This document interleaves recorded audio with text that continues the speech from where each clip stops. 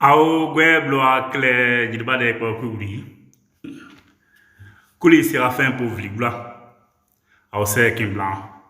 Ao se. Mais mon procès est pas idée doit qu'un TV ouais. Et tiable monde a changwe de a bloa ouais boye. Et ni ti ma wede. A oublier de a zeble po. Gwe ani odie. Gwe ani odie e zeble we. Gwe ani odie e bonyi we. Gwe ani odie e mawagwe. E mawagwe. Akle jidba de kwa kuli.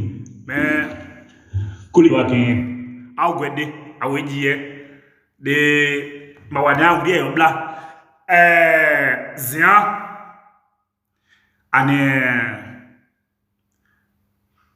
chude amodi pa wabwe jodwe briazan wabwe jodwe ma clair mon dodwe pe aye we mawabla aye gwe zeblepo mais dawo ne aw gwede aw die aye gwe bla mais gwe na sona awataji da paide do akin drike pauna ene gwe wa maki africain maki de diaye donc à poison le 11 septembre à Djokwe. Donc avant qu'il y ait une, on va faire un poèse à nous de Flanzidia, il y a des jeux. Donc celui qui trouve la question en web a droit à un t-shirt, a droit à une robe. Et la sortie c'est le 11 septembre à Djokwe, la sortie de TVOE. Mais de quel pas on a quand il n'y a pas à parler, il y a Zikoui, il y a mais des amants nausea depuis à des ans à des ouais des anon ouais da pas des doigts que nous y a des et le dit balao atayo ne nous y a des à tout moment wa bla mon duie bois des bouzi dit abouble baï doué bouble mo palais doué bouble driqué doué do 11 septembre ça dit briazan tu a bouillon doué ken do doué de arubunye mais da aya abaye glunya pa akwen aye bozi agwen ye won ade atenye ye ana da toni wuri da bia da briebli da moye agbaye de wa TV we aye zeble poe je ane bayi on a démon on a cavalier on a ke asibe ane bayi nyoswa oya sungopo aye we blo aye nyakpa de aye zompo des ans d'ailleurs de briebli da ni mwa wata ni mwa do briebli le nyo a pagluwe nyo a baye we a de nyo so abopa mais akpa we bloa e mo kode akpe do pe do dokui do ma pe de dokui akpe ke assez so assez pa do dokui akpe ke assez gobla assez tanwambla e da di asokpe bo nyongu flanzé bleu bo lo diman bleu o sei do bia da bo non bo Côte d'Ivoire do mon flanzé da aéroport de do mon douma mon avion de flanzé di do luo de yo namla de o diabli même bo ye blo pa ma die do pe mais do pe na do mo a clair mo gwe wa clair jiba de po plagri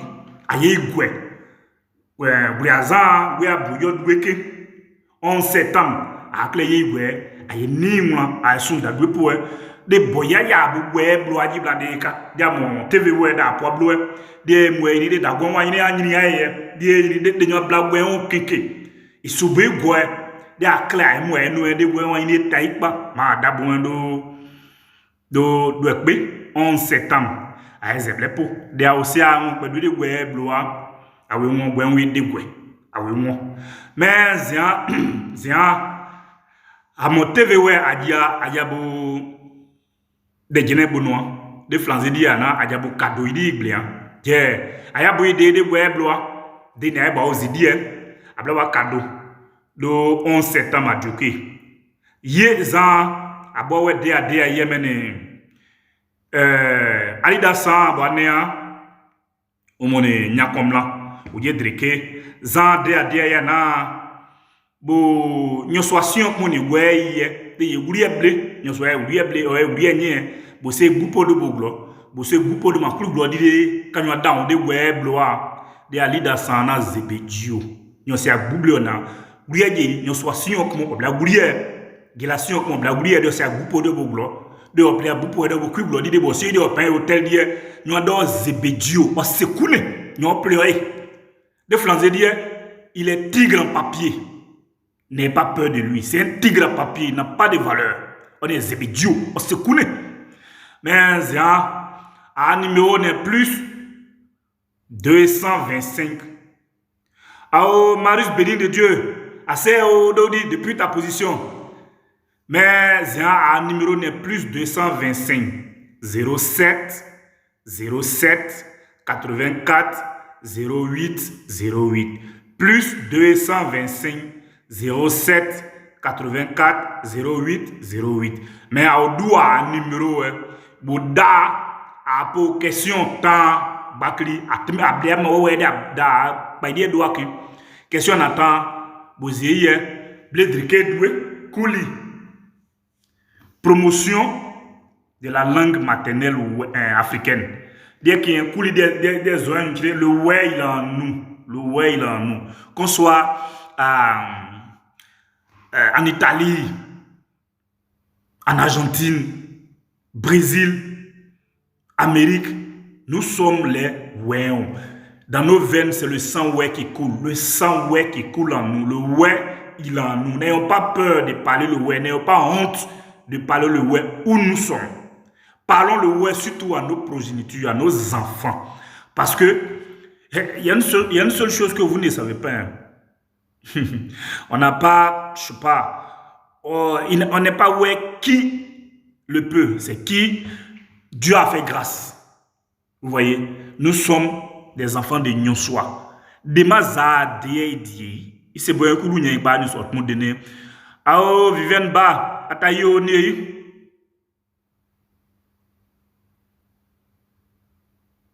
Ao Dodi Atayo Ma. Mais des membres là, non africains, non en blois drouquin, non en blois de Côte d'Ivoire. Daniel soignant, un paradis, si t'es paradis, un état du bout, un état du bout. Oui, Vivienne Ba, le ouais, notre identité est état du bout. Mais à mon yeux, cadoué, des tadouana, des yé. De NAE, il n'y a pas. Mais un numéro n'est plus 225. Plus 225. Aujourd'hui, on est décidé à vous donner des cadeaux. Nous voulons que le ouais soit fier de lui partout où il soit. Partout qu'il soit. Et qu'il connaisse son histoire. On va parler un peu. On va brosser un peu l'histoire du ouais. Qu'on nous appelle négativement ou injustement Wobé, Guéré. Écran. Non. Non, non. Nous ne nous reconnaissons pas dans ces genres de noms, dans ces genres d'identification. Non, c'est pas nous. Nous sommes ouéons tout coup. Nous sommes ouéons tout coup. Il dit de quoi? C'est pas il dit de l'autre. C'est pas il dit de l'autre. 11 septembre 2025, sortie officielle à Dukué TV oué. Awa maye, awa sanke. Début bakri ya bla, nyamboué. Et meni bon mata, oué ya.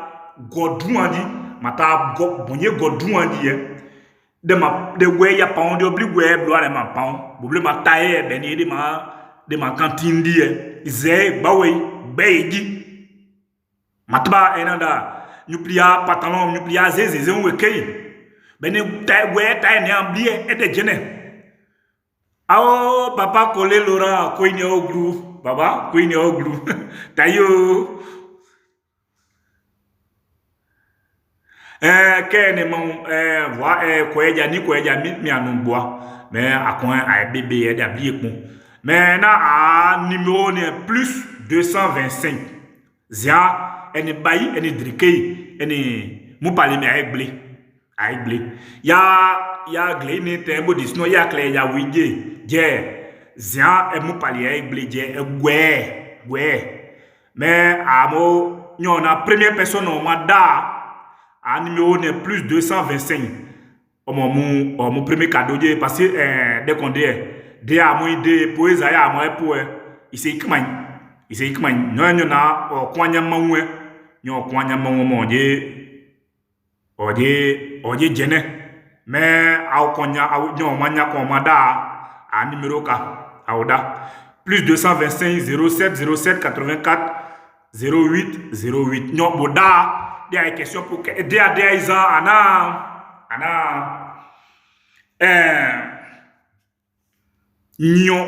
nyo soit si on comme on a weye na nyo soit si on comme on a weye parce que weye ne nyo soit si on comme de flanzer dire non c'est une grâce mais nyo soit si on comme on a weye dio o dia on a oublié o die dio o si a loble de beaucoup glo dio o si a double de beaucoup glo quand on do ka gwe on do on est zebedio o se kune on se famble on pleurer on est zebedio et mais ali da san on se yine zan non on est zebedio mais ali da san ne nya comme là on est wa ba ogun kwen c'est dit do a feu qui do ali sikin on est on est driquer double mais dia des na nya comme là a numéro mao babuda de abuide question temps bakri epo Anita Tawe de bon gain atayo ne mais derrière Boudé mo Rufina Nozi atayo ma mais dinanya comme là ya Boudé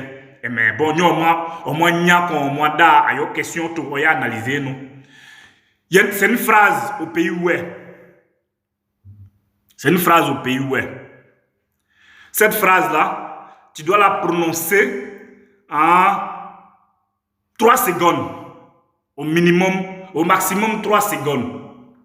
Donc, on parle du singe. Du singe.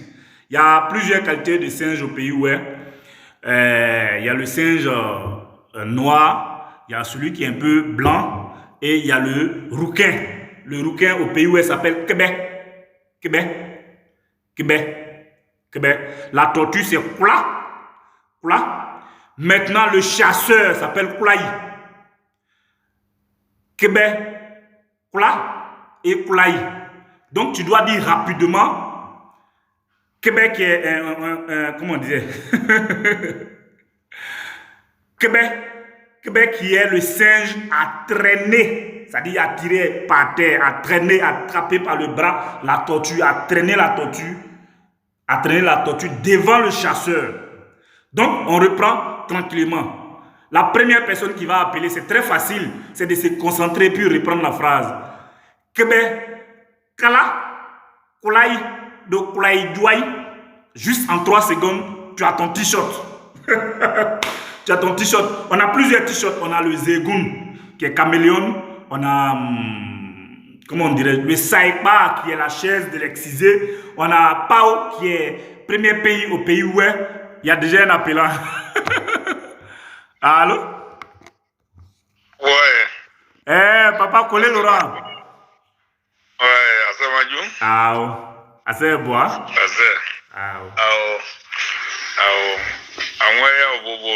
Eze kado mo ji bon ane bo mo wa gu don so Ziri pa un pe no te abo. Mo wa. De o mo wa gu so man da. Ene mo andi.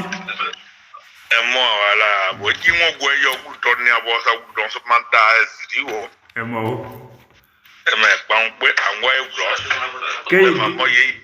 De se abonné wa de niwa ene bonye goma pon enyomo biaza mo di pa o bi abujo dwe me 11 septembre me do pe do mo apo apaide do apo ezon de gwe won clear do gwe ju de de ka do bo ju de gwe bloa mais mo kon ble yan tenyen do me de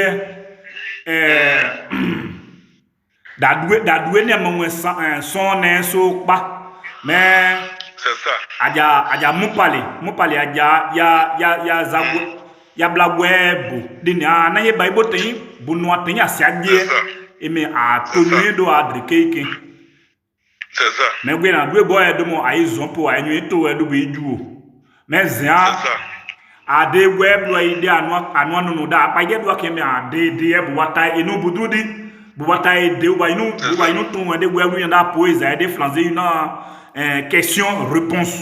Donc on pose des questions, quand ils répondent on leur donne des gadgets, des t-shirts, des robes, voire même des caleçons, mais c'est le 11 septembre on va donner leur dû. C'est ça. Donc comme d'aller papa, tu peux donner à un de tes enfants, comme toi aussi tu peux porter pour valoriser le peuple ouais. Donc on va te poser une question. Ouais. Et toi,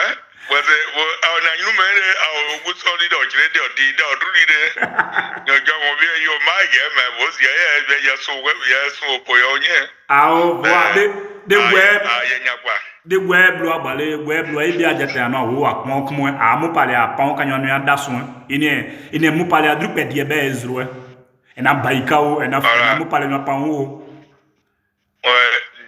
DNO mais ouais die oui non die mais nyadu on de nyanu mu pale de parle de modèle d'habit. Oui, ni mene die je modèle je yon pa mene die ke die oui, oui. Oye die ene die meme nyo ye praise o ye ni opo ye bla. Ba de die ine die me wa o no ye die. Anwo me ine die. Oui, oui. De die ni do. Die. Oui. Die ben yo. Bon, mais comment nous quand papa? Mama mwenwe je nyunu atwa de wa nwe die me ka nyunu eda so flanzer wu die aye me da ko ene ma da couverture pe iglade pe iglade jo black pe ma da die me nyon black pe couverture die pe iglade oui pe iglade de web do wa de je mu meke je ba je de ba je kwa da ma de ni meke me de ado wa de fin meke fin, oui, oui. Ogla fin, oui. Oui, mais des fins, mais les deux web, loi, bon, taille peine en black pays, c'est. Bon, bonnet d'une de nous fin. As a boy, you pour them, you drew blood de mark, mon dit, temple, à dire, yon, blood fin, to your blood, every fin, blood tree. Mais bonnet, yon cloud was so firm and poo, mon blood tree, or blood that you pay, men, boy, yam, pour del, what you knew what I fan, tree, my woman, boom, my day, boom, my day, but there's no quite or bless that way. That way, oui. No quite a bless that way. Oui. Boom, my dear. What the bad media and boom can't so by a clam at Pagona. Soika. Soy na bota ba de by a trawa traboka and the Maya in the war about traboka me near that traboke. De Giglobia dia con your dear Soika. Oh, Soika, okay, men your way, men you, and I wear me, I think, nay, by you, what I bavoin, Mubatabago. What Babo had a boomlo, not Babumlo, and then the block out by when a boomlo, not for menu, and you cry out to the war. Bless them, cram, mess on the world now, blood you want to go. What that boomlo, and we'll put up for fly pay. I fan fly new. Fan we. To leave fly new. A poor fly your poor way and never your way and Gina Pay or that poor fly may your name and their fly zone. Man, when you pull there, I have pie, boom, Buddha, for where air pay. Mais do by Nadia, Nima Dian, Memo. My down, no, in near Amman Council, a blow a boss, news, the body, woman. Okay. Templo adiwe nyomwa umeyo na jai water or mobile no play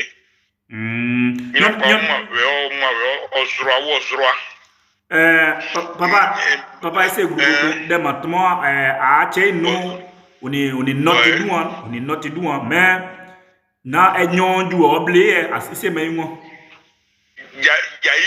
jaiju ne ko ne sacré ne po demo ni bayi masene kan ba nyon poa zon wa bo poa zon bo ne jaiju ma ble ba bo yo nye am fe ba ne bo yo nya wa pe de jaiju da de jaiju da nyon pa o ma wa on oble ko yo ni nyon no pen yo kula emenya da de jiblo bi di de bo ki bi di nyina ju nyine aju da bo nyine aju ni o jaiju ni o ah bon nyine aju mo nyon pa o se je ati yo kula mon nyine aju ono o se je ati yo kula mon nyine aju de jaiju o tejea o pofru o mu yo je jaiju o mu ma yo suro onyo kwa ni je ona dubla da we eti on brio ene ma de pen we ogu onyo we o mu la ni yo ma wow ono no bo suro ni mai tu so wa to bo pe do wa ma mais ça c'est ene diabo no ma pa jayi mais ten mo ele bo benne kale ese amawani zamba oje mapo wa nainde benne kale yino pa de nyino pa ojo ama de nyo bo atmo me de asizon obenya ya sizon ya imo je ya muda nyino pa o ni o gro wa za nyino pa o ma wa do ma za yi bonni uni bua de bo pan bla o da wa ko na ji ma nyino yeso wa bo nyino mo onyo ni kan ona nyima kwa ni ko ni nwa ye ma ye pu o do pe ru o kwa do ni kan o nwa nyino no wow mais du no we o gla no o boji we de o nu du na we o na jaiju oui donc nyina pa aux amawe o mo do ama wa ni wo season nyo nwe wa no anwe o kwa pe ku ye o temi o dio nyina yi de ma o za de bude ra do tu me kwa bo jaiju o na o nu ko jibi o ti bo era mais do de o ya onye amuso na agro da gro ka bo mwenye opu medwe oji uja ke agbegbe yo za kwen ma ya inu no ni ajo za go jige wadi anma ondo meme obo kuzin we me obo yu tu me so me group me obo so me group o dia wa ma me de no me so me group ba o yenye amwe ona wa mwe oguro me ona o se ma duble o di ma na wa me ma o die donc non ono oboji o ja protestant kule o za kwenma d'accord papa ngome we me wa to adunye papa kule lorana ba wenye mwenye onda ene ba ya body ayi boamu ayi nimro amu ene me papa na de ana mu pale abdade abli na modele die fin zagoye die oui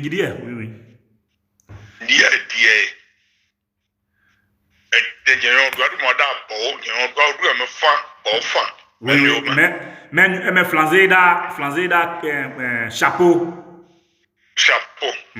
ba do men yo ma donc à temble a dire à ce moment pas le double oui ene même pas au moins wa de ba no a uji ba wa de ba de yi ne ai ne ça va dire mais après tendez bon papa en même temps comme ni allé tu vas éclaircir un peu la tête de nous les jeunes des délais d'amogwen able dile nous soit on y a dile non abli Côte d'Ivoire je peux dire que nous sommes parmi les premiers peuples qui ont trouvé un modèle de tissu pour habillement et autres car nous un délai de si à passer des adieux des cas en maso jan kuyadia dai o jan pa de o jaso pa on di je priade abli wa ja je priade abli wa no o jiso wa daba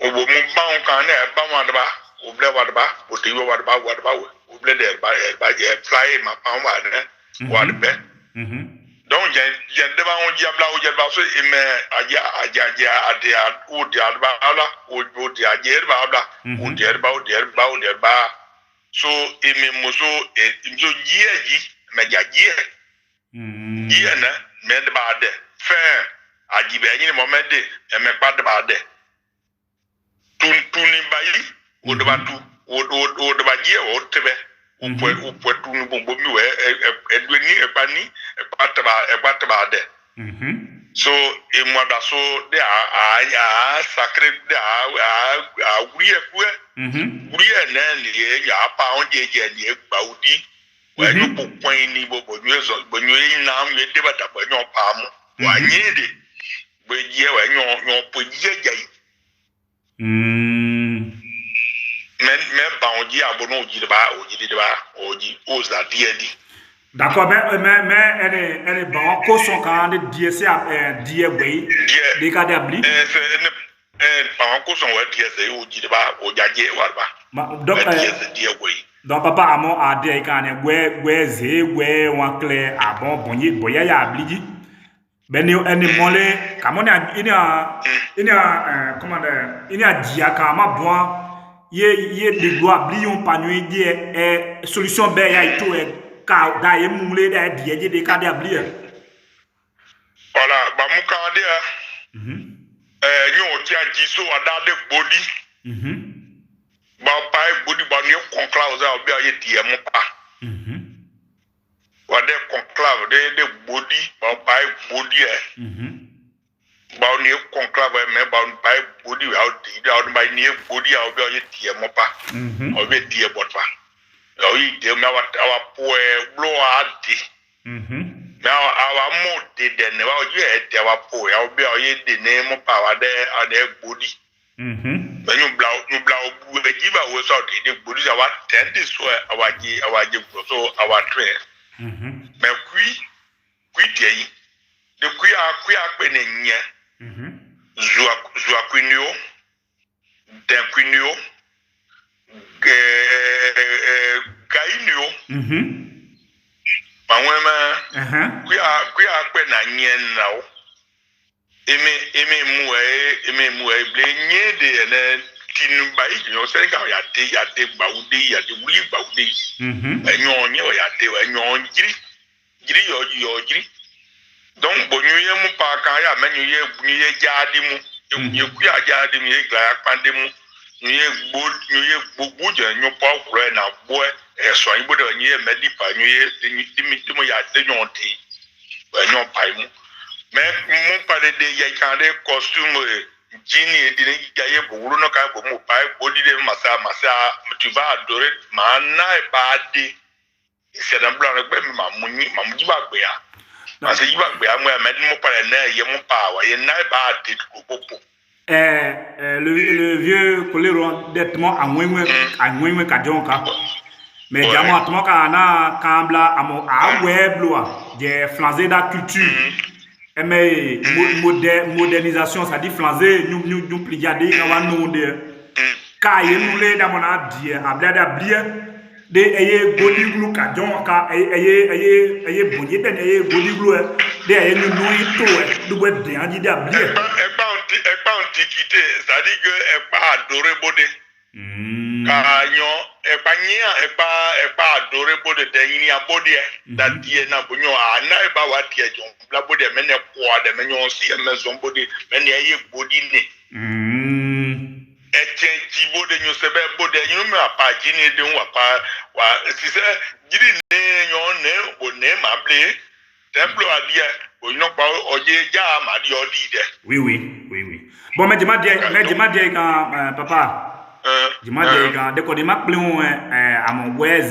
de ne aseju a bon aye ju de amon paide do a egbe won paide do wa to de ndo ba chan de kin mais daniel kan bo mu da kan de die fort die kan de mu pale on pa mu pale chen de on pa bo si egbe blo ye mo deje e problem ye non ce DJ ce DJ mais bo puis glaye ji be ipa bene ene pa bo pa mo mais ye gboline ye da sacré ne ali que da jon ide aye bo mo ye ide mais nai ba mais iyo manyine bo glaya zo de kan we bo pa de glaya bo pa kwa wa dan kwa nyon 300 bo pa e mo ya bo de bo ye glaya yon kwa nyon 300 da yon manami a jona bloque wa nyine me yon da de pa mo c'est pas isane mais de soao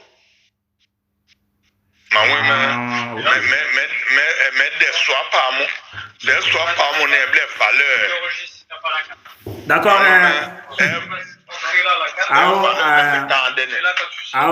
Papa Koulé Laurent. Ben, assez mawa bumbo mon boni ada kaza bainda na boni ada paide do akin. Mata manguru mo mais mado ma bogun ijuan e ka mo kan bogun we de we blo a ne me de français da bibliothèque mo mais bo bletier 11 septembre Bouliazan bojo weekend do pe me black hein able drike ayon pa tv web drike ayon pa na drike yon pa de kin gan yo ne gan dia de gan yo ne danaka de français dire tu es un sage tu es une bibliothèque de web loi digla la doit drop ouais mais bla ouais wa bo ouais de hier bon jude bon nyokla bo made yi etin kin des ans mais bla ma win mais me kon ise me nye de po je de we on bo me kon ye maza mais ble gan do pe bo tembo mon bo se be bo etin be ye nyon ye ta ba o ye madrike duo ase o wa so ma yu o kongo de jiri o da ya ti je gwe nu pa won gwe nu pa akle pe kan we ona nyunu wa blet pa jigwe je pa ke mai ka ba di nyunu able nyunu gwe able nyunu gwe jan zone die gwe du za da gwe na bo di gwe nu pa o jo won oui ya ai conclu ya de pa there are people now. I where yours are going about 3 ponde. Or Gayode. Me or Zaguama. Emo. I grey where you know, the way you're bow. How? There are people now, make a shop. I say, oh, Nokla. Gila de que you de ma blama when they are on a zero, the child of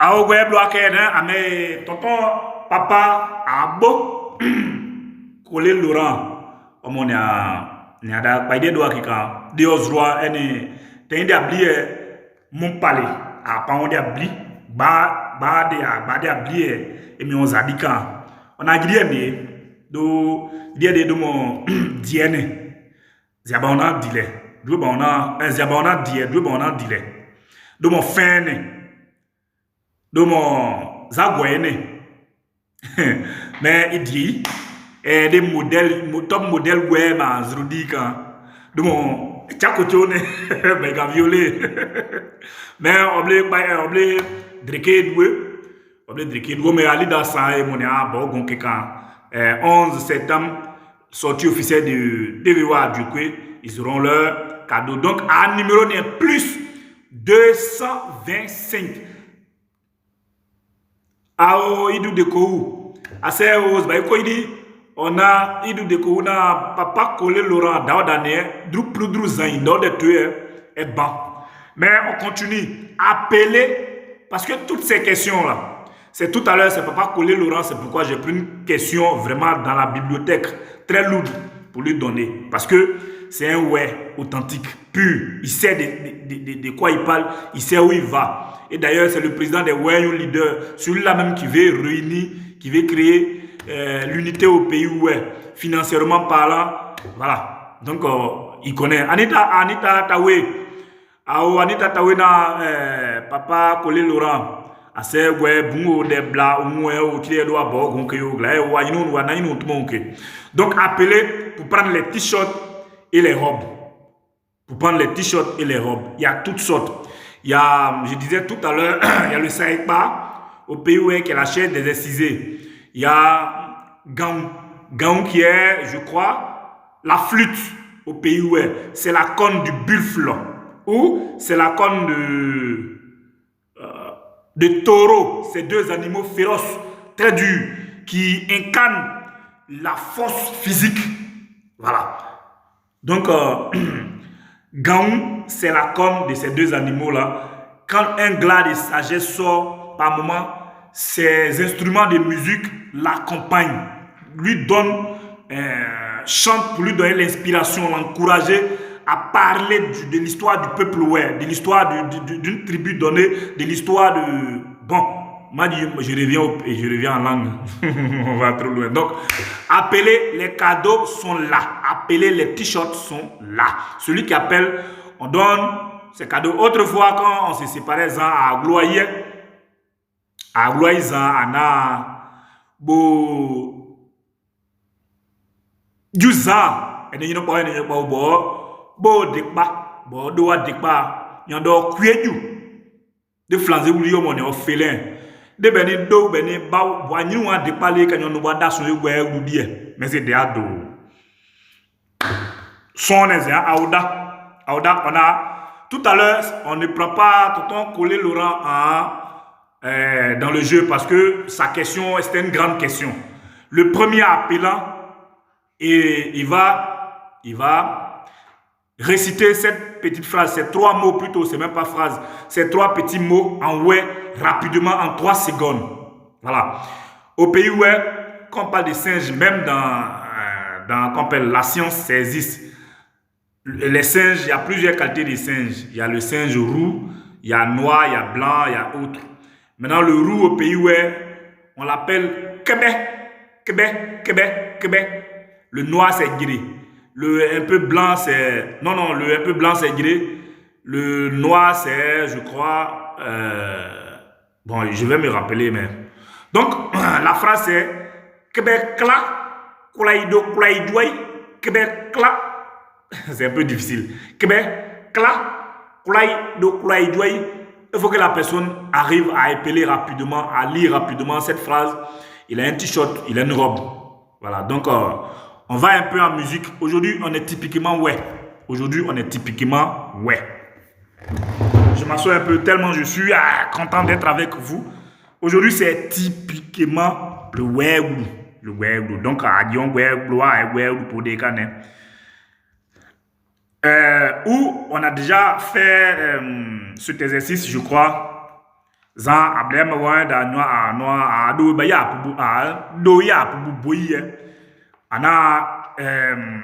Il faut traduire cette phrase en français. Ou, français c'est trop dit, cette phrase en ouais, traduis-la en français. Cette phrase en ouais, traduis-la en français, qui voulait simplement dire d'où c'est son donné. D'où c'est son donné. Qu'au seye au néo monnaie. D'où c'est son donné. Qu'au seye au monnaie. D'où c'est son donné. D'où c'est son donné. Qu'au seye au néo monnaie. D'où Christian Zabayi Atayi au gagnino. Maman Yoro Angèle Assez au gagnino. Maman Andrea Jocelyne gagnino de Gloubli Atayi au nié.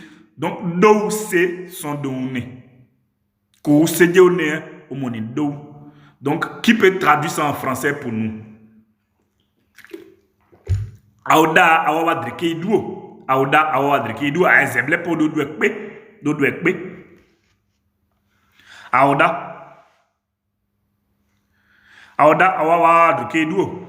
Dès que il y a un mot, un simple mot en ouais qu'il faut essayer de nous expliquer en ouais. Naya, odie naya. Yuna wadye odie naya. Nyonyo moaidi do glo. De yino odie naya. Do main no odie naya le de da. Expliquez-nous. Yuna kewe odie naya. Et deuxième, c'est des questions très faciles. Comment on appelle un imbécile en ouais? La définition diffère des départements. comment on appelle un imbécile en ouais? Comment on dit imbécile en ouais? Celui-là, c'est un imbécile. Comment on peut dire ça en ouais? Comment on peut dire? Je n'ai pas dit il est bête, non. Un imbécile. Comment on dit ça en ouais? C'est tellement facile, tellement gratuit. Aya bodrekenye. Da bois. Bonon ne da. Idreke ya bonye ya son ni. Nene we a uludwe. Kme meo. Nene we a uludwe. Kme son. Nene we a uludwe. Mais ama a glaze ya de. Aye glede de. Ka. We ou a ban. Eneme ka we ou ya ban. Eneme ma oda n'ayez pas peur. Appelez. Aouda Awawa de Keidouo. Appelez, vous allez prendre vos t-shirts. Ils sont là pour vous. Aouda Awawa de Keidouo. Aouda Awawa de Keidouo d'Amoyene. Mais à Amoyena, tout à l'heure, je disais que Bo Aoneda, si désormais on vous appelle les guéris, soit ne répondez pas ou ayez le courage de dire à ces personnes-là que vous n'êtes pas guéri, ou c'est guéri. On est gouin tout coup. On est gouin tout coup. Aïdi Zada Bemo, on ne peut pas donner des dates exactes. Sinon, quand da flanzé diabli, da dima, nous pli wa diabli, wa ya claqué bien, wa di duo, de mon dieu bla, n'y nankin. Sinon, ba diama, bla, n'y moué. Voilà. Nous, on a Banglo bien dit. Et voilà Banglo, et il y a de quoi, et il y a ouais fait anglais, il y a d'abord Dwayban, et il y a Diblo Biedi, et moi et il y a Ziaban, nous on a quand il y a il y a badao Ziaban, nous on a Fakobli, on a Meambli, il y a d'abord Kweban, pourquoi vous poussez nyonda bu wobe asiju ase wobe ju odiabli ase gere ju odiabli a chegbo oni enide ugro no abli ono omwan kula kwande nide tenyi du odiaye ase nide bu aseji je anaye ba ugro no omwan nide omwan kula kwande odiaye kan nyonda kran mo bu se krane bune chebaw bune chebaw a klene baw na due ane we ona due aban ese bangwene non ane baw aban. Voilà, et tiens bon, bon et tiens bedi, même bon aussi de nideka, bon dobe ba bloc là, problème mon tiens bedi, jouedrou, et ouais boisson de janson. Mais nous suboudiou, n'y a pas de cran, et c'est des dates de babli ou dit, et c'est de rien, et c'est da quand y a da guerre quand y a da wobek quand y a ces 10 ans, y a bien kenne, mais on doit boire gwen, à mon TV ouais à dia, à définition monnaie. Tradition et valeur ouais des flanzés cria des sia digene no botoma da bli ama appeler gajundi ya glodi amu google ken ja appeler gajundi ya glodi e aya botomo ngra ye de awa nyinu tumo de wa nyinu yuba nyinu tumo de yo sia ngodrubla e de abli tenye ye nyuna awe danon de aji appeler gajundi ya je assez danonglo assez di assez danonglo assez libéria glo je adre aji libéria glo a je pa mo lo no abli okunkola de libéria nyada tchembaw amone tchembaw de janzon bu mu janzon tchembaw na e cheta ni wen chenye ni wen kan kon ni wen banglo fe on blo mi abli che abli anendi parce que nyunglo no bu mu plak mo emo bu nyada tchembaw amane zoin baw même kweo baw nyada mi abli e fakobli che bata nyu na diglo comment dirais-je bolekenda bada besoin ban do ba welu di zoin ban ah que zomban on tient winka voilà wada zomban il y a jamais le mot guérir il y a jamais le mot wobé dans nos langues non donc on revient à nos sujets revenons à nos moutons de welu di da sia goy ayo blakpa revenons à nos moutons revenons à nos sujets. Mais quand 11 septembre à Djokwe, ça sera la sortie officielle de TVOE. Là, à un moment donné, il y a un autre voisin, il y a un autre voisin, à Oglou de Ablazian, il y a un bordé, il y a un yende, il y a un sumbo poisson, que ano adi sun de adia to adru de adia de ami bla abenwo de ablike ka da to von de nyo anombude onombu joy de baombo nyoda obu griot mais de ablie nyoda obu taye de nyino obu adu nyo avon to wadu bu pe wajika wajike wajidi ami bla abenwo mais amu ba ide do TV we da adia bo bon Monica de Goya àwọn yo gan no me da ajiabo emo apele awda awawa drike duo ya son yin je awugbe won okonde anu awugbe won akonde amenyu na nya komla amubunye bu ijeke bu pamo bu no ede nyu no bu de bla do boye on pa mais emo me abuda ayabunye awda a numéro ne plus 225 07 84 08 08 plus 225 07 84 08 08. Mais quand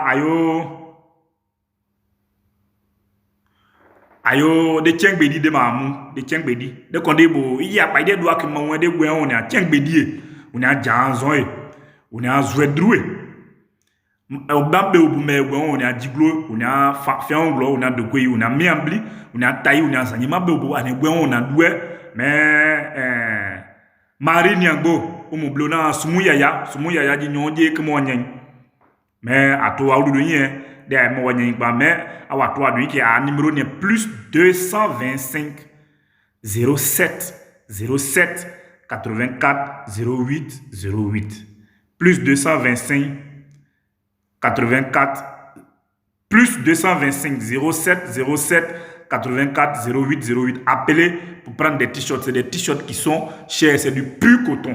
C'est du pur coton. Il n'y a rien de tel que tu sois un baoulé et puis tu portes ton t-shirt en main, fier d'être baoulé. Il n'y a rien de tel de porter ton t-shirt et puis tu vois en bas, le ouais il est en nous. Oui, le ouais il est en nous partout où nous partons. Et à mon ignan comme là, on y donc on doit être fier. Moi, il y a nous à être à dîner. À être dîner. Ma à être dîner.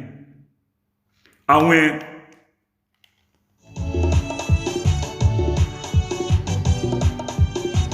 Nyonje comment nyai.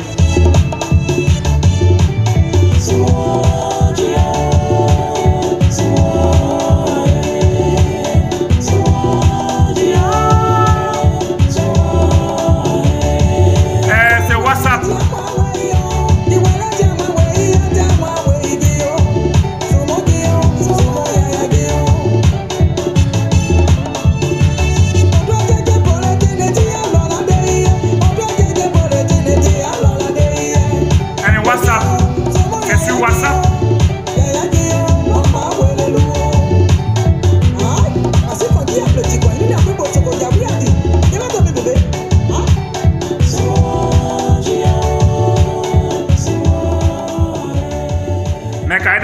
Numéro de plus 225 07 84 08 08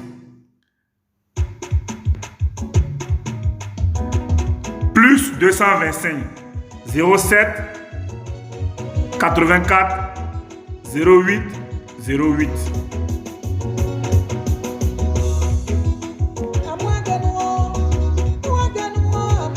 Mais quand on a nyonje comment nyai. Nyonje comment nyai. Ladies and gentlemen, my name is Nyonje comment nyai. Dès que moi nya moi zadini. Ma gwen wa po basumbo. Dabie saini boyni asiae.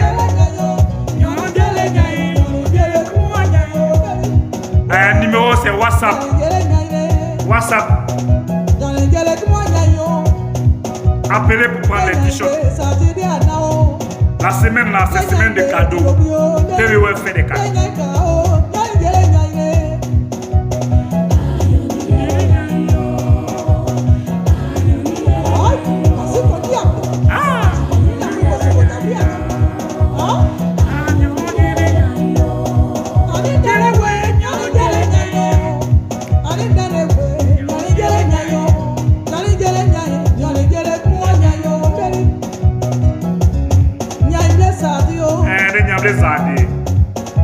de tout lui. Joseph Ibrahim,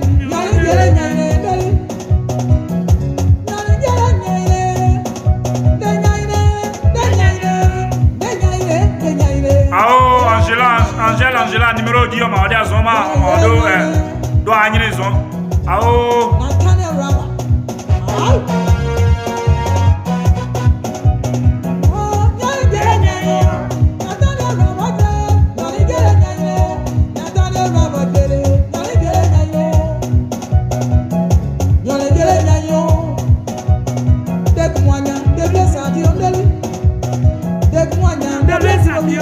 Rachel se croit d'ailleurs. Trop fier d'être doué. Mathieu n'a pas besoin. On n'a pas oublié. Constant. On a la Myriel. Frances G. Tikemia Bay. Chabro Inter.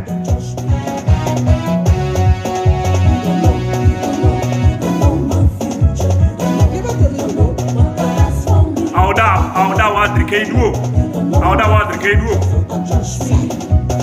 Au black Boda a de web lo aboze web de drike duo. On s'étend de quoi ma ni ma drike wa. Mais à côté de weson. De ma drike bien c'est le ouais à nous avec mais lumière ici a dit ya zou. Non ouais de mumba. Nyonje nyinde nyamwa zadine manu baso desambo ya adibo apo basumbo anyamu Maria girl, Alexei. on a dit adui on a no classe razo apo classe au kogen adabu eni weblo ajrie e weblo ajrie do brista yo do di e weblo ajrie asiba e kodue da on a ministre on a député on a maire de awajabu awenya awepoten da wajabu da wa claim aw ja sunda do ani mwa weblo aye pando de ay posi Give it to me, baby. e de ke Give me some Easter better, G-man. Put you a put it up quick. Sooner call it. Give it to me, baby. I do my song.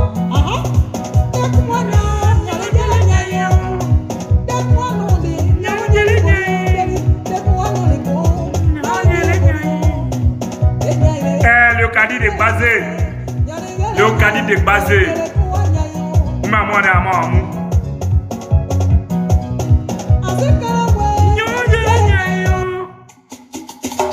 adodi adao allo Oui, allô. ase adodi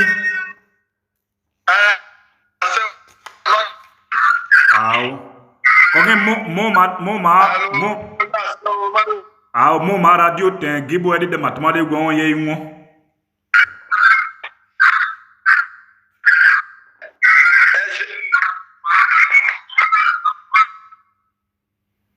allo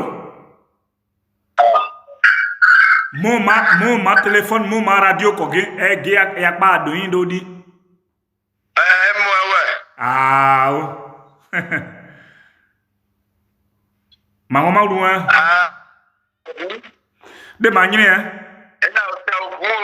Ah. Avant notre boulot est vraiment. Il y a un homme là.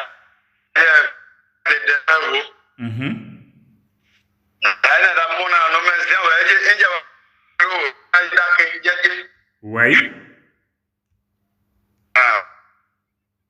Sinon, je suis le banglo glo ba soye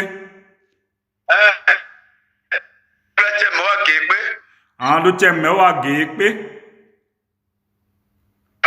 ni abone siya so o chep na chemme o no wa chemme o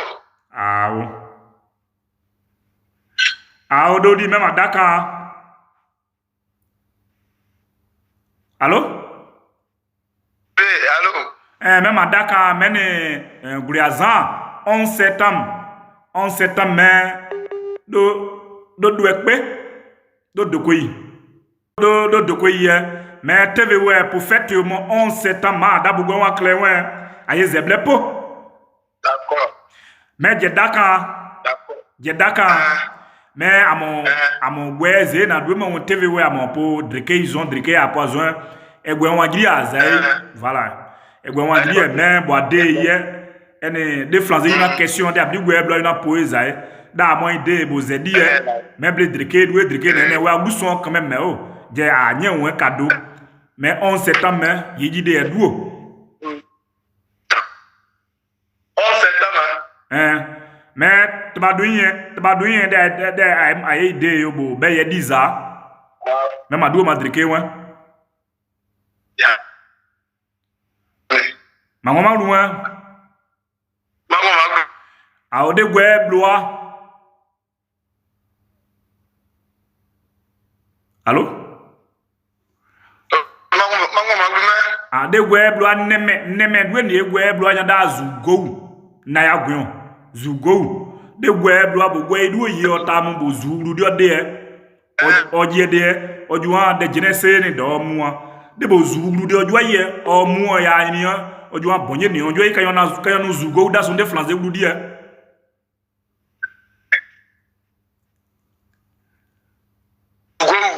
zugo na ya gwen wa ni anyine de flanze glu de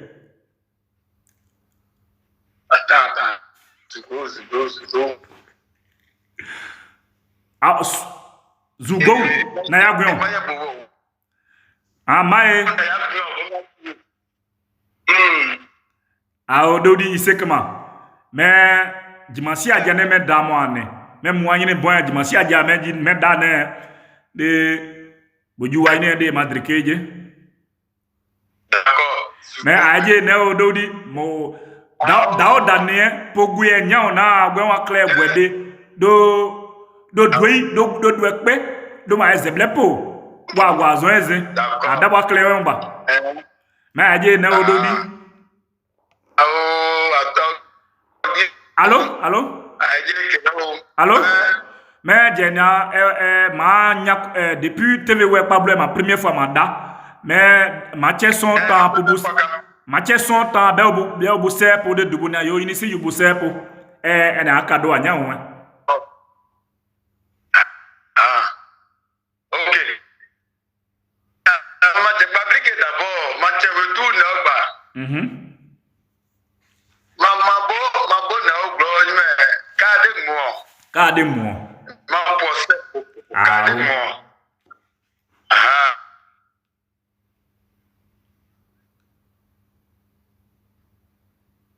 D'abord qu'il est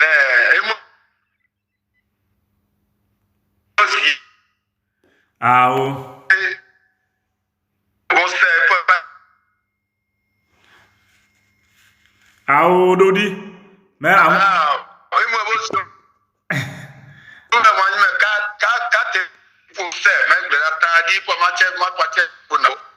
mais aje na Ododi TV ouais ma pa ide do me black 100 ye doeji a ese po je ma dia ouais ma pa flanzer mu parler won boble ma so ika boble ma mo parler gwe mo parler pon ye ji o ma aje na o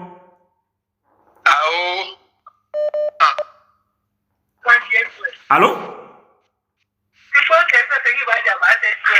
Allô, vous êtes en direct sur TV ouais. Allô? Oui. Enyonda. Maman Angela. Ni Angela agwe ni me ine.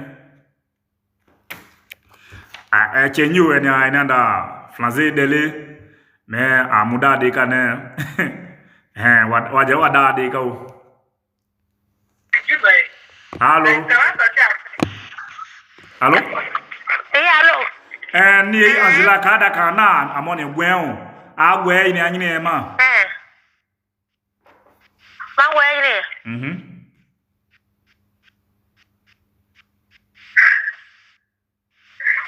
Atia wele.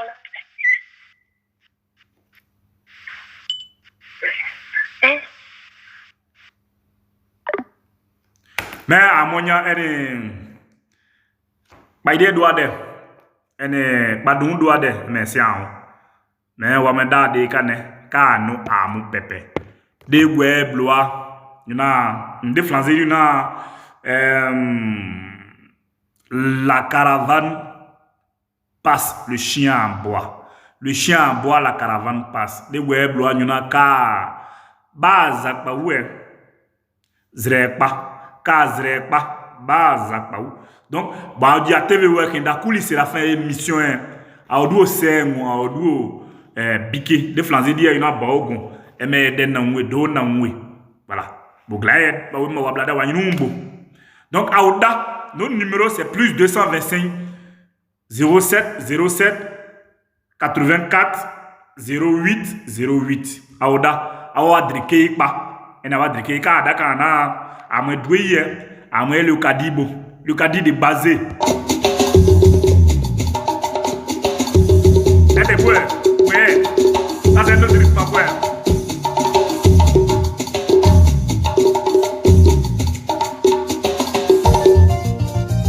Yeke mo le cadet de basé ya no die na yo moto mo ja ona o. Appelez ya oda wa ka de dou. Ma je play o. Cha. Arranger $100, 5 étoiles. À son gros gladion. Yo ba na. Be nyo ba na o na. Dezo go ku nyo ba na o. Hena dezo go ku nyo ba na o. Ara mo do mo. Jure to di. Mo do mo ko do ati o. Mo do mo ko do ati. Mo wa yo play. Mo nous en di o. Mo do ga di o chia. Mo ba mu di o. Mo sisto yo. Ah, mon pépé. Anwa aboa mo so jono pression mo to eso mo ne. Mais vie gei. De gwe bloa nyina nyokla ni odo dozo de jema. Nyokla ni odo zo de jema. Mais vie gei na de yoza ke mu ne we. Ade yoza.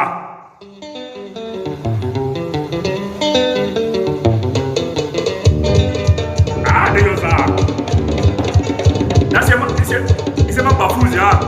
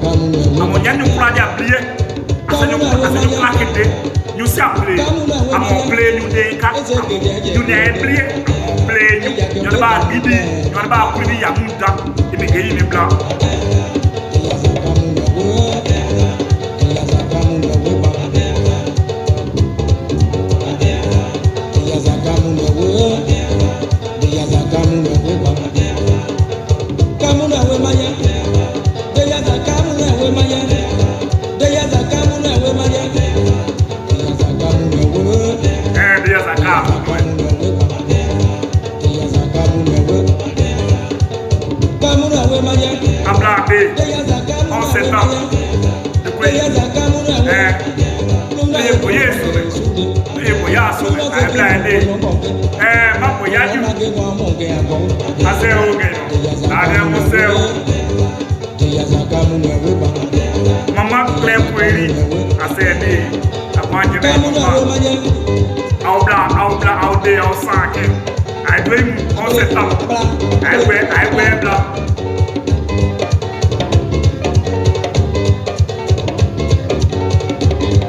il aura le concours des débats,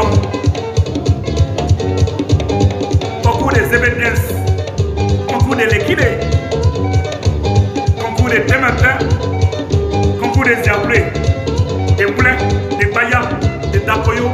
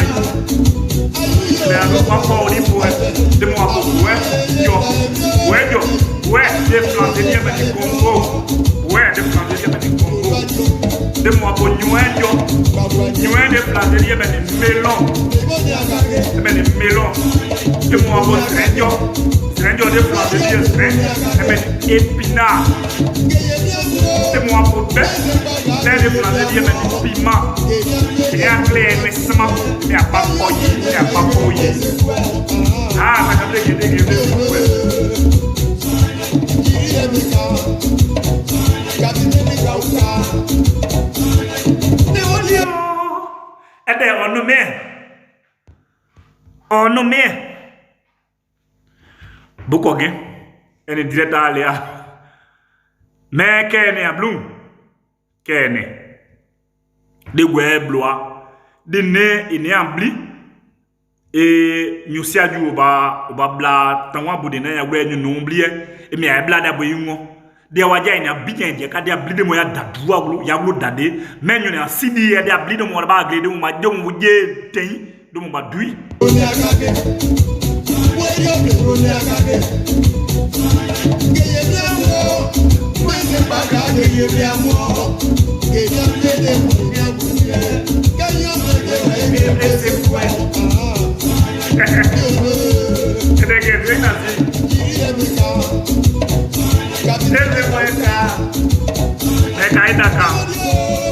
de mon manger des flancs de boudiens manger mais nous caramel manger capoeira capoeira nosso manquene John Ware point voya tenu des flancs de mais sésame manger sésame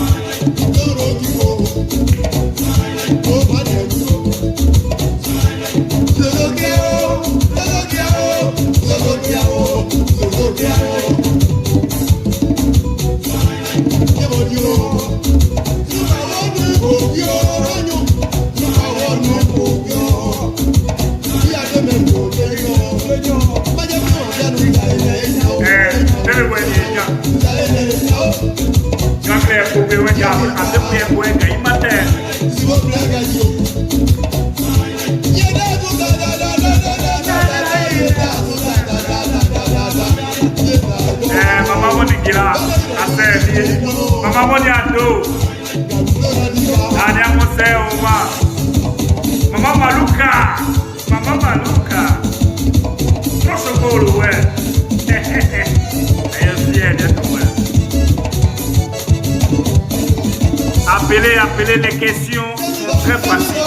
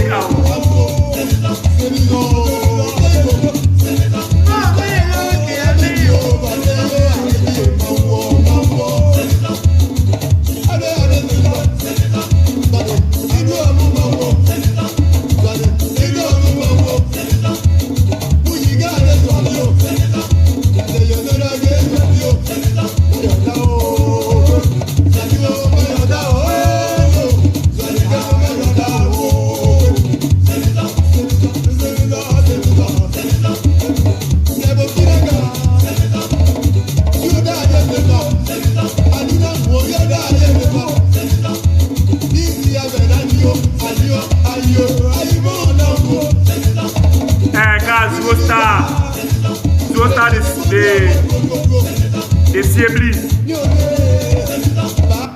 Josta de Siebli. Amu pepesu. Ane miabli, ane fakobli. Ezwanone. Zugo. Asawa mabo. Yes. On le voit très intéressant.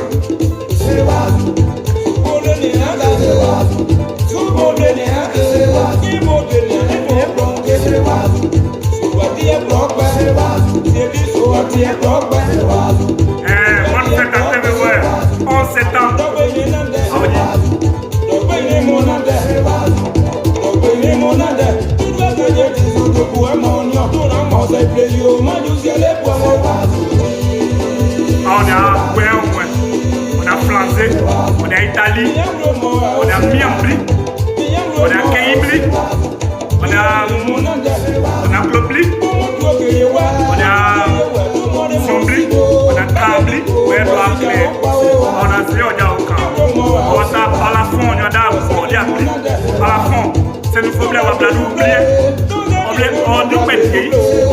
hier, on va pouvoir hier, on va pouvoir des gens. On a appliqué à deux avec bon. Quand on a sondé, c'est à bon avec nous.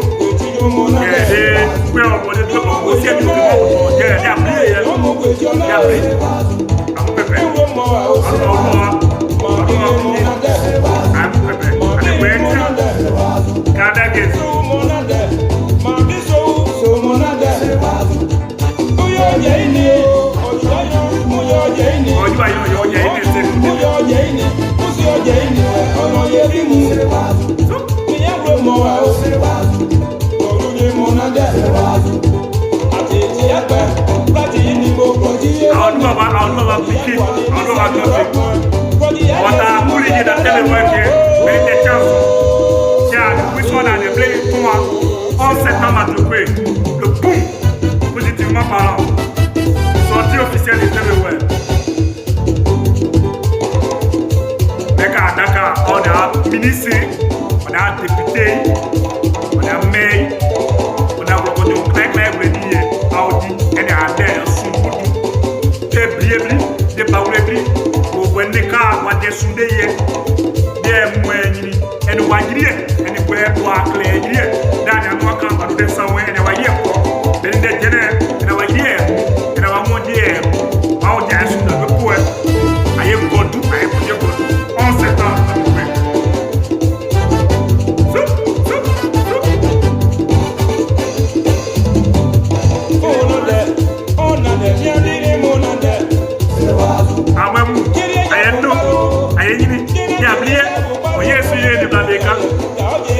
Tu sais, moi, il y a pas ouais, il est dans la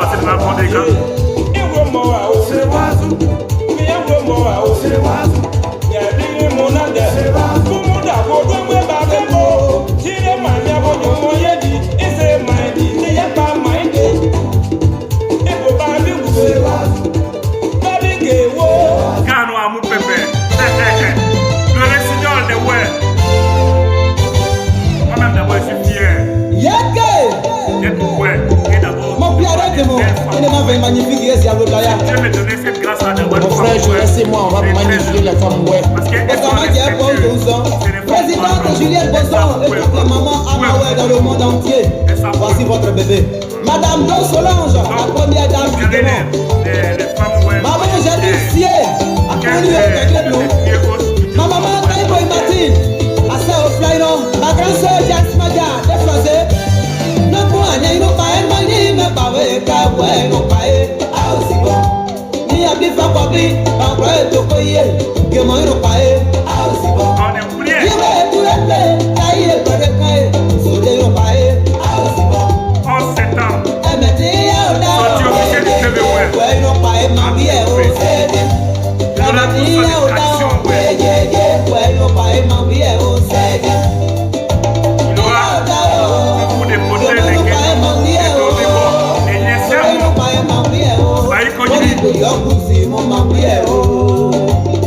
Oh, je laisse. Il va avoir les paroles, la parole, c'est la petite avec ses fils. Maye ne pia de demo, mo de se onje ite pia re samea. Inde umeje ya ponya wa jufro. Mo di go yo de manu mo ni nya ukai. Ni ka bo finga de play bu de ko do asago. Wai no pa e ma wi e o dia. Papa, non, je reste t-shirt, petit t-shirt, oui. Mais pardon, faut parler des femmes, ouais, maintenant on va les connaître aussi comme toi.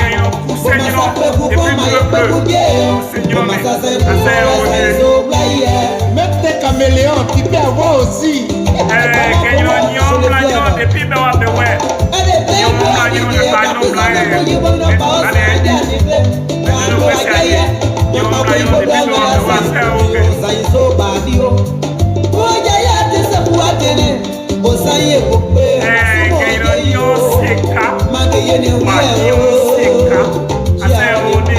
Monter dans le foyer, mais c'est le comportement qui amène à la mairie. Ah ouais.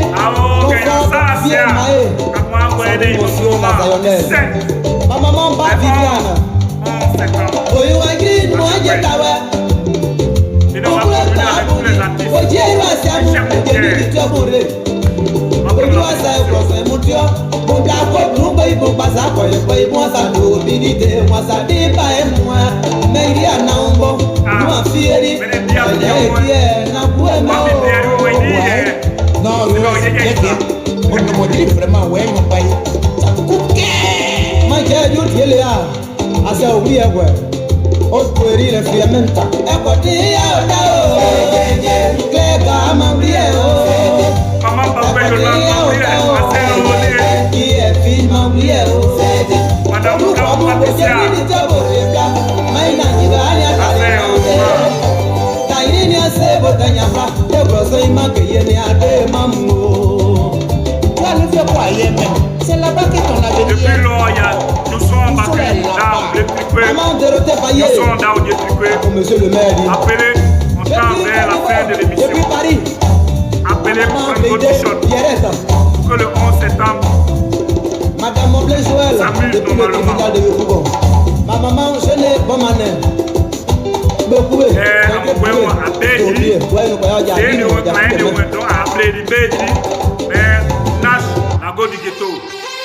c'est la ouétitude. Yes. T'es ouais, no limite.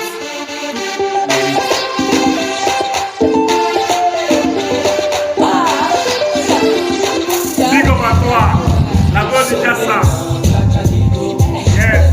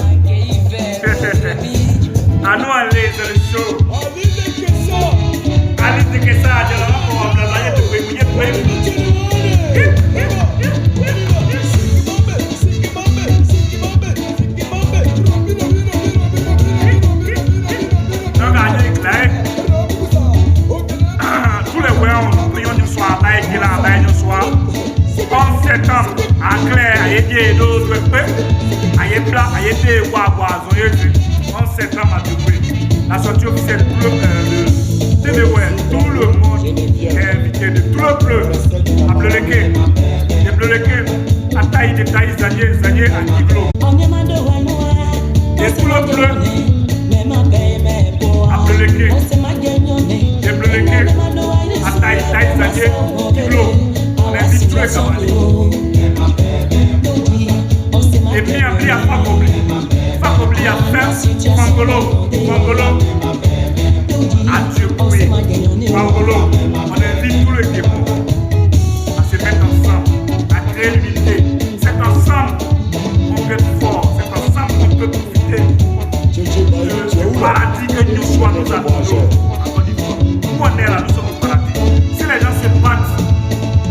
venir chez nous, si les gens se battent pour avoir la place, c'est qu'ils ne sont bien paradis. Seulement on a besoin de se mettre ensemble, de créer des projets sociaux, pour avancer.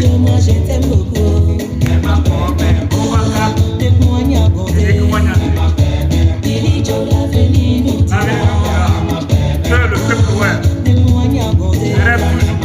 Et un jour, on est dit, ah, j'ai un peu d'être mais moi je crois. Un jour, on nous dira que, eh ouais, président de la Côte d'Ivoire. Mais le développement réel peut être dépendant de ah, des graines.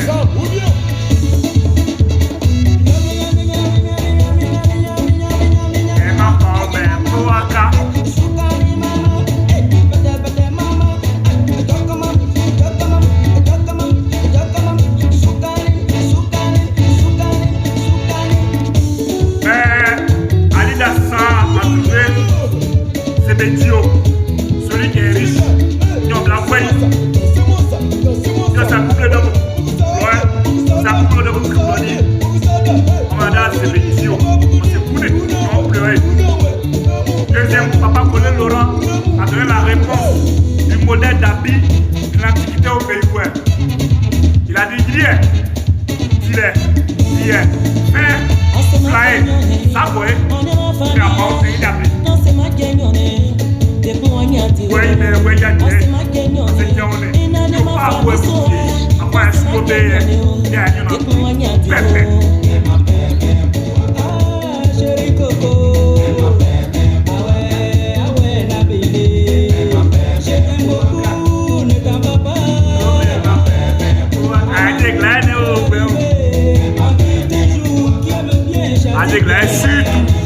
N'oubliez pas que tu sois ouais, de mère, de père, parenté, cousine, cousin, germain. On vous invite tous le 11 septembre à Diokwe. Venez, on va communier, venez, on va s'amuser. Venez, vous allez apprendre beaucoup de choses. Il y aura des expositions. On va faire une exposition de tous les instruments d'activité du peuple. Vous qui n'avez jamais vu le Goma, c'était un sac fait par la peau des animaux avec le les coris, où le whey mettait tout ce qui était meilleur et joli dedans. Il conservait le Goma.